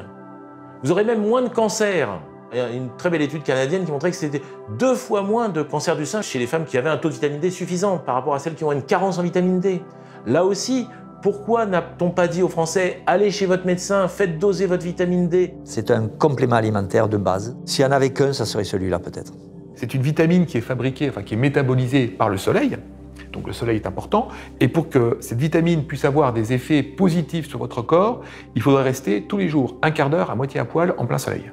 Quand on n'a pas assez de vitamine D, le système immunitaire va réagir à l'excès. Et on sait que cet excès va causer des dégâts bien plus importants dans le cas du Covid-19 que ce qu'aurait infligé le virus. Et un poumon qui est trop attaqué et qui est l'objet d'un champ de bataille trop important va ne plus être fonctionnel et c'est comme ça que le patient va mourir asphyxié. Le problème du Covid, c'est un problème d'inflammation. Et lorsqu'on regarde les capacités anti-inflammatoires de la vitamine D, on devrait systématiquement le retrouver sur toute notre table au petit déjeuner. Et même, supposons que ça ne marche pas contre le coronavirus, on aura amélioré la santé des Français, on aura amélioré leurs os, on aura amélioré leur immunité, on aura réduit leur risque de cancer. Donc pourquoi ne pas l'avoir proposé au lieu de dire aux gens « rentrez chez vous, fermez les fenêtres, fermez les volets et priez pour que vous ne soyez pas malade ». En France, le 22 mai 2020, l'Académie de médecine a publié un communiqué dans lequel les académiciens affirment que la vitamine D devrait être donnée aux malades de la Covid pour atténuer la tempête inflammatoire et ses conséquences.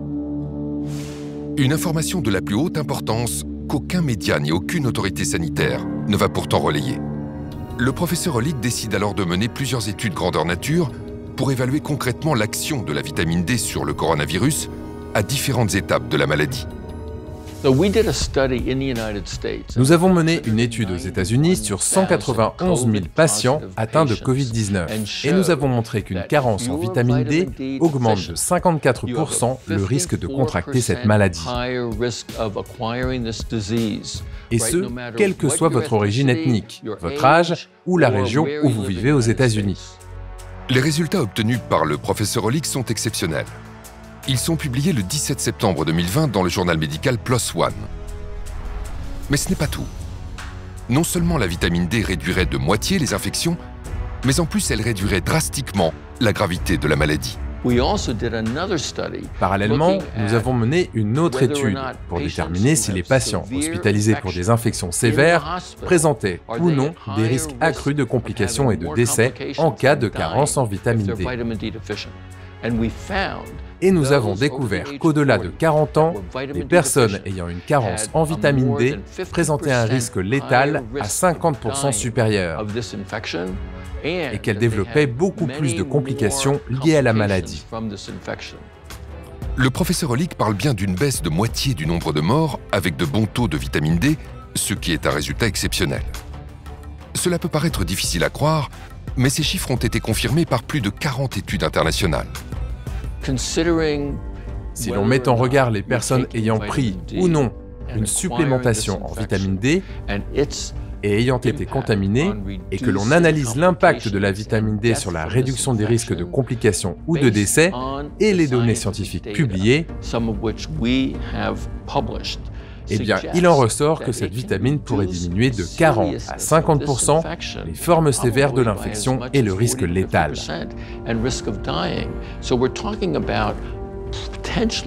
Je pense qu'on parle potentiellement de centaines ou de milliers de personnes qui auraient pu éviter l'hospitalisation, effectuer des séjours moins longs à l'hôpital et surtout éviter la complication ultime, à savoir la mort.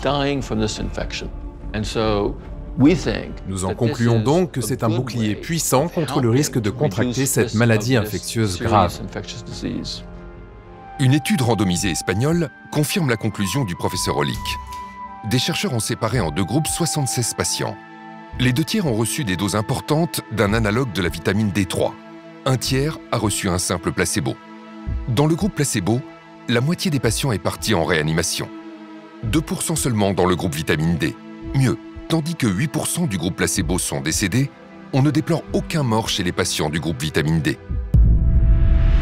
À ce jour, on estime que 40% de la population mondiale est carencée en vitamine D. 80% en France. Parmi les plus touchés, les personnes âgées. Plusieurs études en France et dans le monde prouvent que la vitamine D réduit le risque d'infection et de décès. C'est ce qui a été observé dans un EHPAD frappé par le virus lors de la première vague. La vitamine D a protégé les malades. On a observé en fait que les résidents qui avaient été supplémentés en vitamine D récemment, en fait dans les 30 derniers jours avant l'infection, eh bien, avaient une survie qui était 90% supérieure aux résidents qui avaient reçu de la supplémentation en vitamine D plus ancienne.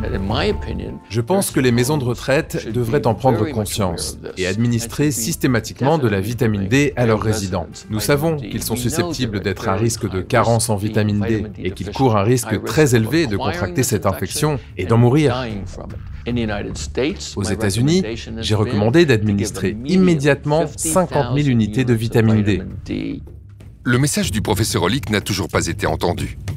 Seule l'Angleterre a finalement décidé à l'automne 2020 de distribuer gratuitement une supplémentation en vitamine D à 2 millions de personnes âgées et vulnérables dans l'espoir de réduire leur risque de développer une forme grave de Covid-19. En France, comme dans d'autres pays, le silence des autorités est assourdissant. Quand on dit que la vitamine D peut aider à combattre cette maladie, cela soulève des interrogations. Les médecins connaissent le lien entre la vitamine D, le rachitisme et la santé osseuse, voire même peut-être l'ostéoporose chez la femme. Mais ils sortent rarement des sentiers battus. Ils ne savent pas qu'il existe une littérature impressionnante démontrant que les récepteurs de vitamine D sont présents dans le système immunitaire et qu'ils ne sont pas là pour rien. Mais le sujet mobilise peu. Il est peu exploité par les fabricants de médicaments, par les professionnels de la santé ou par les responsables de la santé publique, qui sont censés s'occuper du bien-être de la population. J'espère donc vraiment que nos études et celles qui sont en train d'être publiées finiront par attirer l'attention. La vitamine D n'est pas le seul remède étrangement oublié face à la Covid-19. Pour se défendre efficacement contre cette maladie, notre corps a également besoin d'oligo-éléments. Parmi les plus importants, on trouve le zinc. Indispensable pour un bon fonctionnement du système immunitaire, le zinc a démontré une action incontestable pour enrayer le processus viral du coronavirus. C'est un oligo-élément qui est fondamental. Il intervient quand même dans 200 réactions chimiques dans le corps, en boostant les hormones, en boostant des enzymes. Donc c'est un truc qui est très important, le zinc. Le zinc est un métal indispensable pour que les cellules se divisent normalement. Donc s'il n'y a pas de zinc, les cellules ne savent pas se diviser, on ne sait pas renouveler les cellules. Donc le zinc est indispensable pour la cicatrisation, il est indispensable pour la régénération de l'intestin. Il est indispensable pour la réponse immunitaire. Le zinc a été considéré comme le nutriment le plus essentiel au système immunitaire et sa carence dans le monde est responsable de plusieurs centaines de milliers de morts. Le zinc, en plus, on a des études qui montrent que ça marche sur le coronavirus. Si vous donnez une certaine quantité de zinc en aigu, vous avez une meilleure défense contre le virus. Mais évidemment, vous n'allez pas attendre d'être infecté pour prendre du zinc.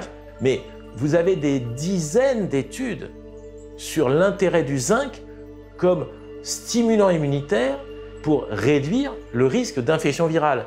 Alors non seulement ça réduit le risque d'infection, mais ça réduit surtout la gravité des infections. Pourquoi on n'a pas dit aux Français, prenez du zinc, allez voir votre médecin et voyez avec lui si vous avez besoin de zinc. On peut même doser le zinc dans le sang. C'est dommage qu'on n'ait pas fait ça. Mais ça rapporte rien à personne. Le zinc peut-il donc être envisagé comme un traitement possible contre le coronavirus? Le pharmacien Claude Lagarde a été l'un des premiers en France à en être convaincu. En mars 2020, alors que la France vit la première semaine de son premier confinement, le docteur Claude Lagarde adresse une publication réalisée par son laboratoire à un réseau de plusieurs milliers de médecins pour les sensibiliser sur la pertinence de cet oligo-élément dans le traitement de la Covid-19. Nous avons été les premiers à parler du zinc. Après, tout le monde en a parlé, et tout le monde en parle. Mais moi, je n'ai pas inventé le zinc. Il était connu, le zinc. Depuis 50 ans, on sait qu'il est actif sur les maladies virales. Des vieux médecins nous ont appelés en disant « mais de toute façon, tout le monde le sait. Avant, on prescrivait aux enfants des oligo-éléments, du zinc et du cuivre quand il y avait des infections virales. » On a tout de suite vu que les gens qui tombaient, qui étaient malades, étaient des potentiels carencés en zinc. Car ce zinc agit à plusieurs niveaux. Dans cette infection, et dans les infections virales en général, il est capable de bloquer la réplication virale. Ça, c'est très important. C'est publié depuis 50 ans. Aucun n'en a parlé officiellement. Ensuite, il agit dans l'immunité. Il a un intérêt majeur aussi, c'est qu'il va probablement jouer un rôle dans la pénétration du virus dans la cellule. Il peut bloquer à ce niveau déjà la pénétration du virus. Dès que le virus est rentré dans l'organisme, il va créer des petites blessures dans le poumon. Il rentre par les voies respiratoires dans le poumon. Et il va créer des petites fissures, des blessures. Et si on a suffisamment de zinc dans nos cellules de proximité, on va cicatriser, on va enrayer le processus en plus, puisqu'on bloque la réplication virale. Et ça se termine. On a démontré que le zinc interfère avec la division du virus. Donc pour moi, le zinc devrait faire partie majeure de la stratégie de prévention et de traitement du Covid. Dans plusieurs schémas thérapeutiques qui intégraient l'azithromycine et l'hydroxychloroquine, on a remis le zinc qui est en fait l'élément clé. On sait que certaines choses qui avaient été sous-estimées, comme le zinc par exemple, jouent un rôle dans la sévérité. Les gens qui ont une pathologie sévère ont des taux de zinc qui sont beaucoup plus bas que les autres, à côté d'autres données qui avaient été décrites dans la littérature. Je me rappelle de ce médecin new-yorkais qui avait eu 250 patients chez qui il avait donné de l'hydroxychloroquine et du zinc, il n'a eu aucun mort. Intéressant de savoir que l'hydroxychloroquine fait rentrer le zinc dans la cellule. Et une fois que le zinc rentre dans la cellule, qu'on a des taux élevés, le virus ne sait plus se diviser et donc il meurt. À travers le monde, d'autres observations confirment que le zinc pourrait être un élément clé des protocoles à base d'hydroxychloroquine. La grande étude qui a été publiée par les médecins de New York a montré qu'en plus du protocole Raoult, hydroxychloroquine, azithromycine, ils ont rajouté du zinc. Alors ils ont eu d'excellents résultats. Même constat pour le docteur Cardillo à Los Angeles, qui est intervenu sur la chaîne américaine ABC pour confirmer que le traitement à base d'hydroxychloroquine ne fonctionne de façon optimale qu'avec du zinc. L'analyse du traitement à l'hydroxychloroquine, c'est qu'il ne fonctionne que lorsqu'on l'associe au zinc. L'hydroxychloroquine ouvre la voie au zinc, qui pénètre dans la cellule, puis bloque la réplication du virus. Vous prescrivez donc le zinc et il est efficace pour les malades de la Covid-19 ? Chaque patient à qui je l'ai prescrit était à la base très malade et au bout de 8 à 12 heures, il n'avait plus aucun symptôme. Récemment, une étude, et ça a été rapporté en congrès, a montré que les patients qui avaient un taux de zinc bas, qui avaient été hospitalisés, avaient 2,5 fois plus de risque de mourir que ceux qui avaient un taux de zinc normal. Mais on n'en parle pas, ça, vous avez entendu parler du zinc? Non. En prévention, l'efficacité du zinc est tout aussi avérée, notamment pour les personnes les plus fragiles, et cela dans l'indifférence générale des autorités sanitaires qui semblent ignorer les bienfaits de cet oligo-élément fondamental. On sait aussi, par des études épidémiologiques, que dans les EHPAD, dans les maisons de retraite, les gens âgés sont carencés en zinc à 50%. 1 sur 2 est carencé en zinc. Parce qu'ils mangent peut-être un peu moins bien, qu'ils assimilent moins bien au niveau intestinal. C'est beaucoup. Donc à eux, on pourrait en donner systématiquement. Et on aurait moins de besoins médicaux et médicamenteux pour les traiter, toutes ces personnes âgées qui sont suivies par des médecins régulièrement. C'est très facile de donner du zinc, même presque gratuitement dans les maisons de retraite. On n'en parle pas, je ne sais pas pourquoi. On préfère vendre des médicaments chimiques très chers. Parce que peut-être les scientifiques d'aujourd'hui sont des jeunes générations et n'ont pas connu il y a 30 ans les publications sur le zinc. Tout est publié, tout existe. C'est incroyable, incroyable que les comités scientifiques ne connaissent pas le zinc. Les grands spécialistes hospitaliers, et donc en particulier les experts qui ont géré cette crise, n'ont absolument pas cette culture. La seule prévention qu'ils connaissent des maladies infectieuses, ce sont les vaccins. Parce que pour eux, c'est la seule piste qui ait prouvé une efficacité. Mais c'est faux. On a des études sur le reste. Mais elles ne sont pas assez puissantes ou elles ne concernent pas un médicament bien précis.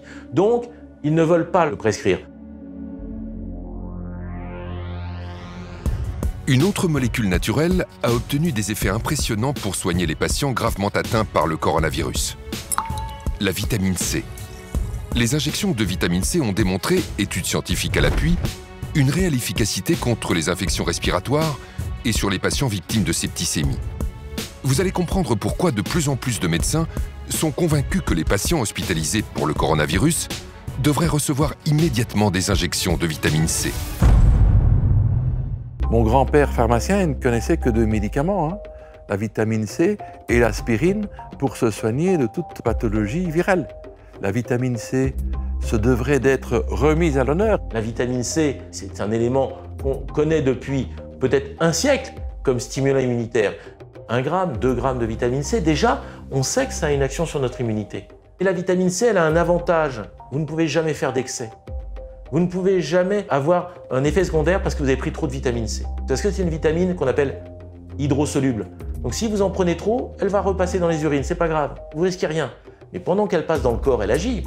Et donc les fortes doses de vitamine C pourraient être efficaces. Chez un patient qui est complètement démunié en antioxydants, la vitamine C va très rapidement éteindre les incendies. C'est un antioxydant puissant. Elle protège tout ce qui est la phase aqueuse du corps, donc l'intérieur des cellules. Donc cette vitamine C est une barrière et un protecteur majeur des cellules contre les attaques des oxydants.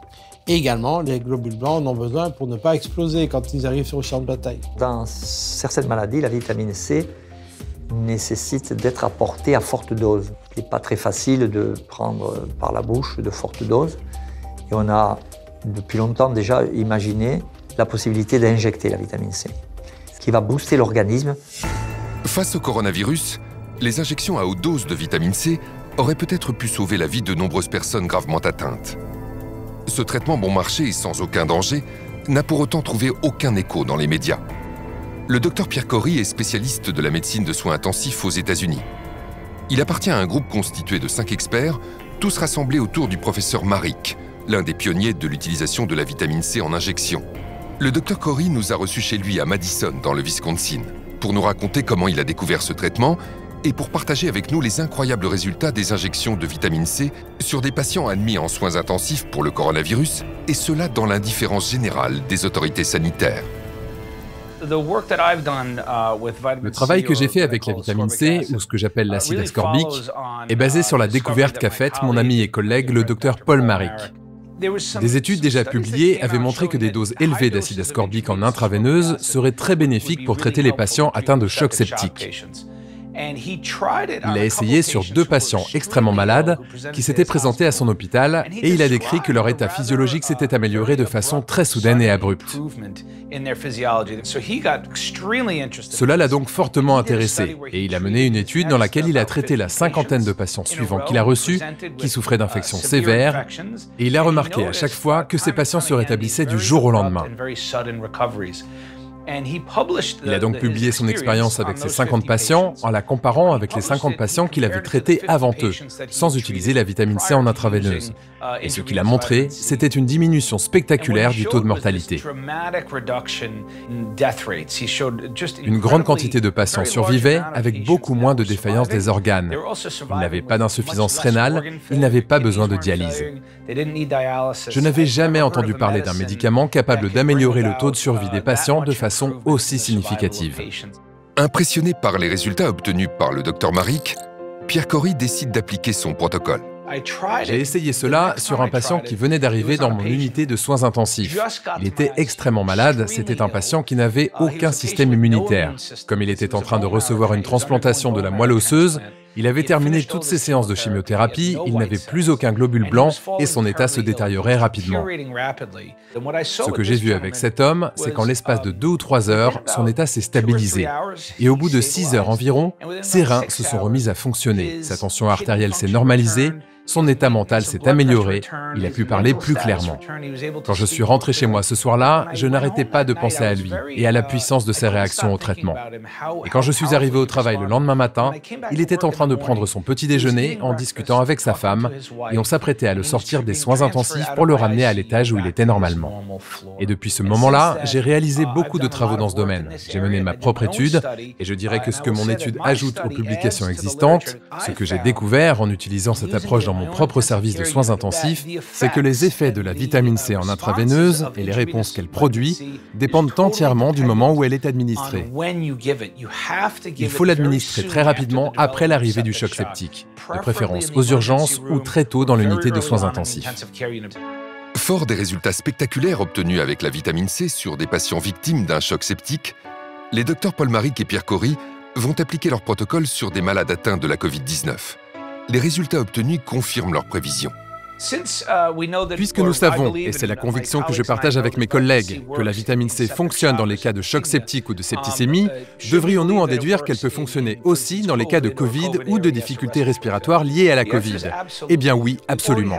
Au stade où j'en suis aujourd'hui, nous avons déjà un essai randomisé contrôlé et un essai rétrospectif qui montrent tous les deux les effets très bénéfiques de la vitamine C à haute dose dans des cas d'insuffisance respiratoire liée à la Covid. Donc je ne comprends pas la décision de ne pas utiliser ce traitement. Il est sans danger, peu coûteux, de nombreuses données montrent qu'il fonctionne très bien sur les lésions pulmonaires comme les pneumonies ou le syndrome de détresse respiratoire aiguë, donc on devrait l'utiliser. L'efficacité des injections de vitamine C est observée aux 4 coins du monde. Pourtant, aussi incroyable que cela puisse paraître, certains médecins snobent ce puissant outil thérapeutique. Selon un article, on a estimé qu'entre 15 et 20% des médecins aux soins intensifs l'utilisaient. Pourquoi n'y en a-t-il pas plus? C'est une question à laquelle j'ai beaucoup réfléchi et à mon avis, il y a peut-être 3 raisons à cela. Premièrement, il s'agit d'une vitamine. Et par rapport aux vitamines, depuis longtemps, dans la médecine allopathique professionnelle, il y a un énorme parti pris contre les vitamines. Donc, en tant que médecin, promouvoir des vitamines est considéré comme non scientifique et inconvenant. Deuxièmement, il y a un malentendu au sujet de la nature du traitement. Il ne s'agit pas juste de donner quelques comprimés de vitamine C aux patients. Et troisièmement, il y a cette obsession de faire des essais randomisés contrôlés pour apporter des preuves définitives. Et ce qui me tue vraiment, c'est que ces essais existent et démontrent que la vitamine C en intraveineuse a eu des effets bénéfiques sur le taux de survie. Et malgré cela, les médecins continuent de ne pas l'utiliser, parce que l'essai est trop modeste, parce qu'il faut en faire un plus grand, etc. Ce parti pris influence énormément la façon d'interpréter des données pourtant scientifiques.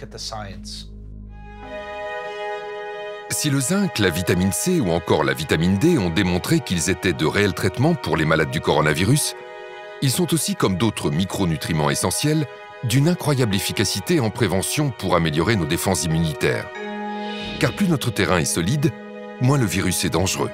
J'ai toujours aimé la formule de Béchamp, le microbe n'est rien, le terrain est tout. Il n'y a pas un exemple plus beau que la Covid-19 pour illustrer cette phrase. Parce que vous vous rendez compte quand même que le même virus va, chez certains, donner rien, aucun symptôme. Les gens font l'infection sans strictement aucun symptôme, ils ne le savent pas, et d'autres meurent. C'est le même virus. Donc on ne peut pas dire que la gravité est liée au virus. C'est pas possible, puisque si la gravité était liée au virus, tout le monde aurait une maladie grave. Vous voyez, je veux dire, plus ou moins, bien sûr, mais là, ça va de rien à la mort pour le même virus. Donc c'est bien une histoire de terrain. Le microbe n'est rien, le terrain est tout. Et donc, si on stimulait cette immunité de nos patients, est-ce qu'ils n'auraient pas des chances d'être moins malades? Mais à aucun moment, on a dit aux Français, stimulez votre immunité. L'absence de conseils préventifs est d'autant plus délétère que les confinements et la communication anxiogène des autorités ont impacté le moral de la population. Ce qui me rend le plus en colère aujourd'hui dans cette histoire de pandémie, c'est la peur que l'on a introduite chez la plupart de nos concitoyens.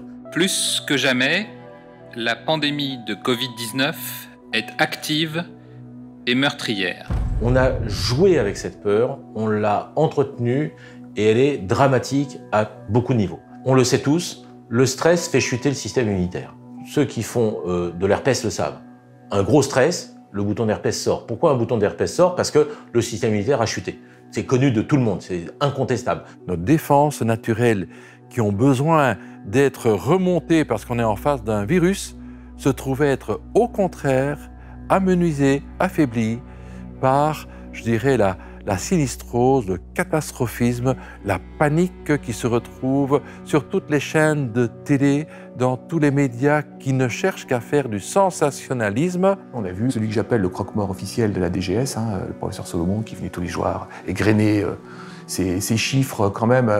Enfin bon, c'était redoutable la manière dont il balançait ça. Quand on nous donne le nombre de morts, pourquoi ne pas dire ces gens qui meurent, ils étaient hospitalisés depuis 1 mois et demi. Ces gens qui meurent, ils ont tel âge, ils ont telle comorbidité, ils sont très obèses, ou ils ont... En entretenant la peur dans la population, je pense qu'on a au contraire aggravé les risques sanitaires plutôt que le contraire.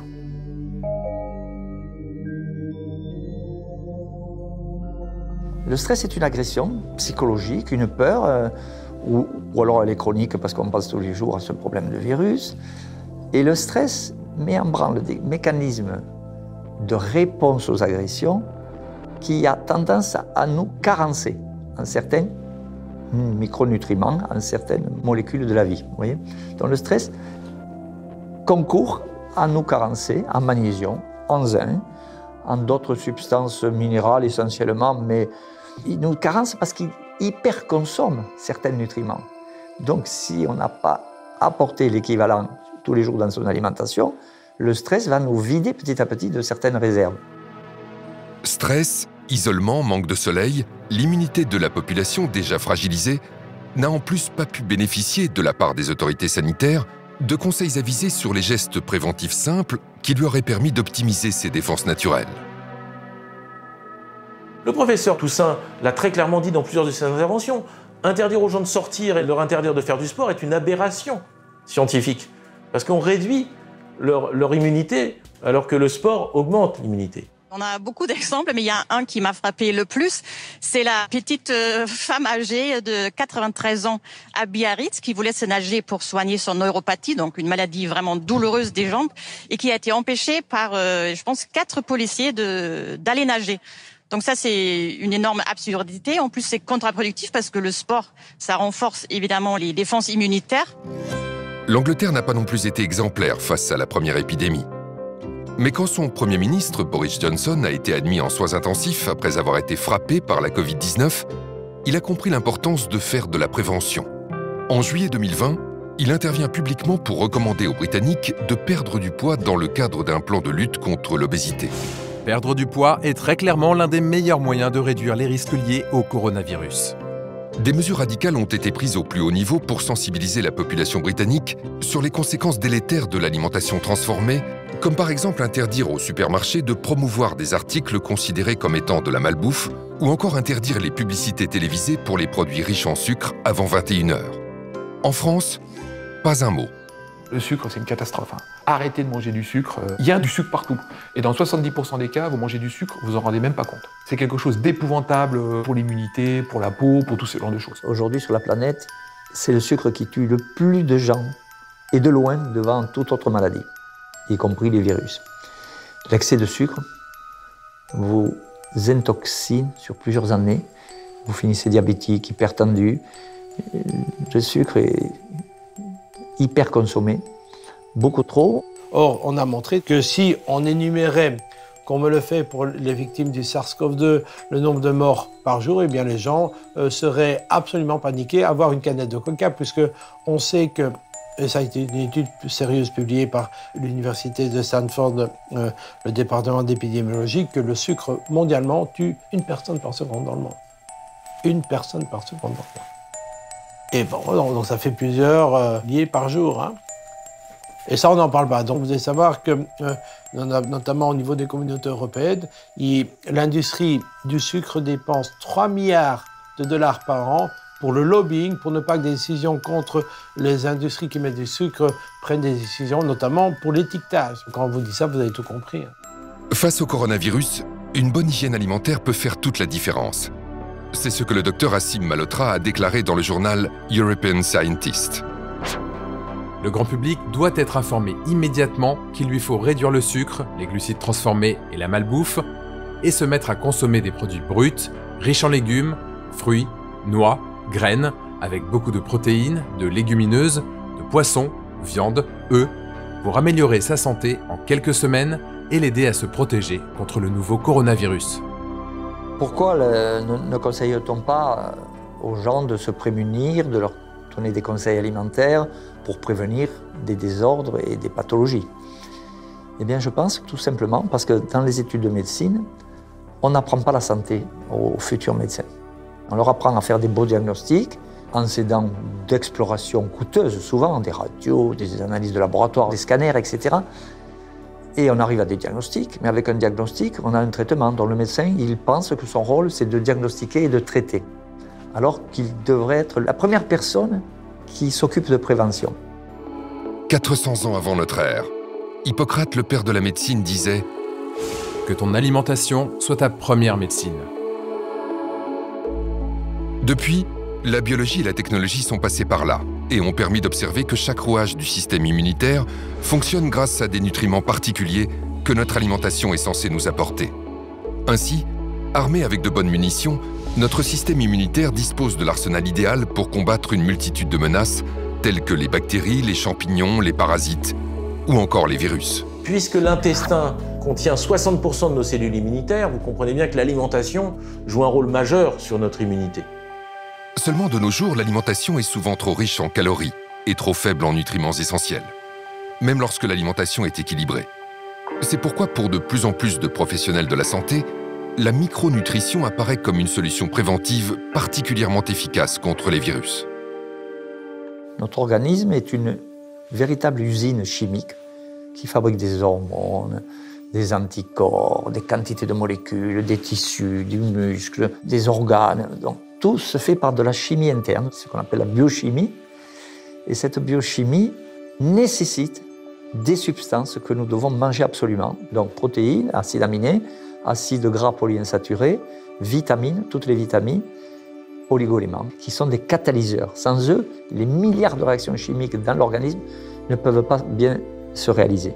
La micronutrition, c'est un moyen de restaurer le bon fonctionnement de l'organisme. C'est d'apporter donc des nutriments à l'état de trace, parce que c'est micronutriments pour corriger ces défaillances. La plupart de mes patients ont des carences sévères en oméga 3, des carences en sélénium, en vitamine D. Je me rappelle de ce patient qui a un cancer du pancréas, qui est venu me voir parce qu'il est désespéré, parce que, en fait, quand on vous dit que vous n'avez plus que pour 3 mois à vivre, soit vous acceptez, vous allez faire votre testament, soit vous essayez de voir s'il n'y a pas une alternative. Et ce patient, à qui on aurait dit vous êtes inopérable, a voulu quand même faire autre chose. Son bilan nutritionnel était catastrophique, on l'a corrigé. Il a pu, avant une chimiothérapie, la tumeur a régressé, on a pu l'opérer et il est en rémission complète. Et donc l'approche est très efficace lorsque vous adressez le patient comme personne unique et que vous envisagez tous les nutriments et que vous corrigez de manière personnalisée. Et quand vous faites ça, vous avez des résultats remarquables. La situation des maisons de retraite, ou comme vous appelez en France EHPAD, est assez révélatrice et caricaturale de la situation de société. Les personnes âgées, en moyenne plus de 80 ans, ont été les premières victimes et restent les premières victimes de cette infection à virus SARS-CoV-2 Covid-19, ce qui est révélateur de leur état micronutritionnel détestable et complètement carencé. On a des moyens efficaces qui sont de corriger le taux de vitamine D, le taux de zinc, le taux d'antioxydants. Et c'est ça qui est un peu interpellant. Pourquoi, alors que cela est connu, est-ce qu'on ne le propose pas aux patients ? Cette omerta s'exerce également sur les nombreuses autres solutions naturelles à notre disposition. C'est le cas notamment des traitements fondés sur les extraits de plantes et les principes actifs naturels, plus communément appelés la phytothérapie. La plupart des médicaments ont été aspirés à partir des plantes. Le problème, c'est que les plantes ne sont pas vénales, n'ont pas breveté leurs inventions. Donc, que fait Big Pharma ? Elle prend la molécule, elle la modifie, elle la rend unique, elle la brevette et elle peut la vendre au plus haut prix puisque elle est protégée. La phytothérapie, c'est une stratégie merveilleuse que moi j'ai découvert à travers les malades. Je n'ai pas appris ça à l'école de médecine, bien entendu. Le gouvernement chinois, quand il y a eu le Covid, ils ont été intelligents. Ils ont vu qu'ils étaient un peu débordés au début. Bon, certes, ils ont trouvé l'hydroxychloroquine en cours de route, mais ils ont fait appel à la médecine traditionnelle chinoise et que ont donné les médecins chinois? Beaucoup d'artémisia. Ça a marché. Après, ça a été exporté en Afrique. Ça a marché remarquablement. On s'est moqué du président de Madagascar et d'autres pays qui avaient de l'artémisia partout dans les écoles. Il n'a pratiquement pas eu de Covid, il n'a pratiquement pas eu de mort. Il y en a d'autres. Scutellaria a prouvé son efficacité sur le coronavirus lui-même. Son efficacité, je dis bien en prévention. Ça ne guérit pas la maladie, mais en prévention, on a une réduction des infections à coronavirus grâce à Scutellaria. Beaucoup d'extraits de plantes ont un intérêt parce que ce sont des molécules qui vont limiter l'inflammation. Boudée, voire discréditée par une bonne partie du monde médical et scientifique, la phytothérapie mérite pleinement de retrouver ses lettres de noblesse. Le 19 septembre 2020, l'Organisation mondiale de la santé a approuvé la mise en place d'un protocole pour des essais cliniques concernant les traitements de phytothérapie pour la Covid-19. Les débats scientifiques sur l'artémisia, les margousiers ou encore la vernonie pourraient ainsi retrouver leur place légitime. À côté de la phytothérapie, vous avez l'aromathérapie. Vous avez le plus grand antiviral probablement que la nature ait créé, qui est Ravinsara. Cette huile essentielle qui vient de Madagascar est d'une puissance extraordinaire. Et on a des publications claires là-dessus. C'est un antiviral puissant qui touche justement beaucoup les virus, on va dire des familles du coronavirus, et c'est un immunostimulant. Le Ravinsara est en effet une huile essentielle emblématique de l'aromathérapie. Son efficacité sur les virus est bien connue du grand public. Pour preuve, elle a été en rupture de stock pendant plusieurs semaines en France durant l'épidémie. Le domaine de prédilection des huiles essentielles, c'est l'infectiologie. Donc toute pathologie qui aura généré ou qui va se marquer, se traduire par une infection, que l'infection soit bactérienne, fongique, parasitaire, virale. Le secret de l'efficacité d'une huile essentielle réside dans le fait qu'elle est constituée d'innombrables molécules, augmentant ainsi son champ d'action et son efficacité face aux intrus. Cette spécificité fait de l'aromathérapie une discipline très prometteuse pour résoudre l'un des défis sanitaires majeurs des années à venir, l'antibiorésistance. Selon l'OMS, d'ici 2030, les antibiotiques ne seront plus efficaces sur bon nombre de bactéries, avec des conséquences catastrophiques pour notre santé. Dans le monde, on parle de plus de 500 000 décès rattachés à ce phénomène d'antibiorésistance. C'est un défi incroyable pour le monde pharmaceutique qui n'est plus parvenu, sur ces 15 dernières années, à créer un nouvel antibiotique innovant qui aurait pu détruire le microbe. Et il n'y a pas de réponse actuelle. Si, il y en a une, bien sûr. En mélangeant une huile essentielle avec un antibiotique, on rend à l'antibiotique son efficacité sur le microbe qui lui résistait précédemment, parce que l'huile essentielle a été ouvrir des portes dans le biofilm dans lequel le microbe se sentait réfugié, comme entouré d'un rempart. Et c'est ça que l'huile essentielle offre. Maintenant, l'huile essentielle choisie a elle-même une activité antibactérienne qui lui permet de ne pas être simplement un ouvre-porte à l'antibiotique.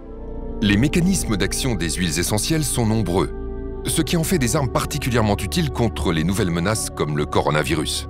Chaque classe de molécules composant les huiles essentielles peut avoir une activité différente sur le virus.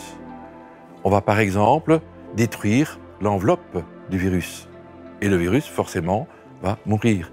On peut attaquer son ADN, son ARN et donc forcément provoquer la mort du virus. On peut aussi empêcher que le virus n'adhère à la paroi de la cellule pour pénétrer la cellule et créer la pathologie. Pourtant, malgré toutes ces actions avérées pour faire face aux microbes et aux virus, l'aromathérapie est régulièrement discréditée dans les médias, particulièrement durant l'épidémie de coronavirus. Pourquoi un tel discrédit alors que dès 2008, on savait qu'une huile essentielle, le laurier noble, avait une activité in vitro contre le virus SARS-CoV, responsable de l'épidémie de SRAS en 2003. Pourquoi ne pas avoir immédiatement testé les huiles essentielles contre le SARS-CoV-2, Nous nous heurtons à un scepticisme d'un monde médical qui ne peut pas croire que ces huiles essentielles aient un intérêt thérapeutique. Si vous ne pouvez pas breveter une molécule, vous ne ferez jamais d'études dessus. C'est pour ça qu'il n'y a pas d'études sur la phytothérapie. C'est pour ça qu'il n'y a pas d'études sur l'homéopathie. C'est pour ça que l'hydroxychloroquine n'a pas été mis en avant. Si on parle de l'hydroxychloroquine, si on parle de la colchicine, si on parle d'autres molécules naturelles ou synthétiques comme la vitamine C, cela ne fait pas vivre les actionnaires de l'industrie pharmaceutique. Et pour l'industrie pharmaceutique, il faut du nouveau. Et l'innovation, cela se paye cher. L'épidémie de la Covid-19 a révélé les failles de notre système de santé. Le modèle économique de l'industrie pharmaceutique, basé sur des nouvelles molécules vendues à prix d'or, a révélé ses limites, ses dangers, mais aussi ses dérives. Notre santé, notre bien le plus précieux, est à la merci d'un écosystème où la santé des actionnaires prévaut sur celle de la population. Cette crise pandémique constitue une opportunité sans précédent pour qu'individuellement nous reprenions notre santé en main et que collectivement, nous nous unissions pour changer de paradigme afin que les solutions naturelles retrouvent leur lettre de noblesse. Ceci afin que le bien-être et la santé du patient soient au centre de toutes les priorités. Pour réformer le système de santé, il faudrait vraiment séparer le monde de l'argent et le monde des médecins, faire un coup de balai dans toutes les agences d'évaluation, avec des vraies évaluations pour le coût des conflits d'intérêts de chacun. Déjà, ce serait une bonne base pour repartir. La santé, c'est le fondement du bonheur. Et je veux bien parier sur les futures générations de pharmaciens et de médecins qui, avec un retour au manger sain, au vivre sain, il y aura une volonté de se soigner sain. Je pense qu'il faut du bon sens dans la vie. Et la médecine est un art et pas une science. Nous sommes tous différents. Et c'est là que le médecin traditionnel, qui a de l'expérience, est fondamental. Les origines de la santé, c'est quoi? C'est avoir un tube digestif qui fonctionne bien, d'avoir un bon microbiote, d'apporter à notre système immunitaire les justes molécules en proportion, en qualité, qui lui permettent de réagir de manière efficace. Parce que lorsque ce système immunitaire est normal et alimenté correctement, c'est un système d'une efficacité remarquable.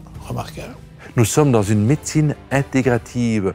On ne veut pas avoir notre seule vérité. On a notre vérité, comme d'autres ont leur vérité, et ensemble, en nous associant, nous serons tellement plus forts, tellement meilleurs pour la santé du patient. En conclusion, vraiment, je veux insister sur cette notion de diversité. Réellement, je crois qu'à la fois les décideurs, les experts, le grand public, mes confrères doivent comprendre que rien n'est plus riche que notre diversité et que la pensée unique n'a rien à faire en médecine. Et réellement, je crois au plus profond de moi que la pensée unique, c'est la mort, la diversité, c'est la vie. Donc je veux vraiment que tous ensemble, on choisisse la vie.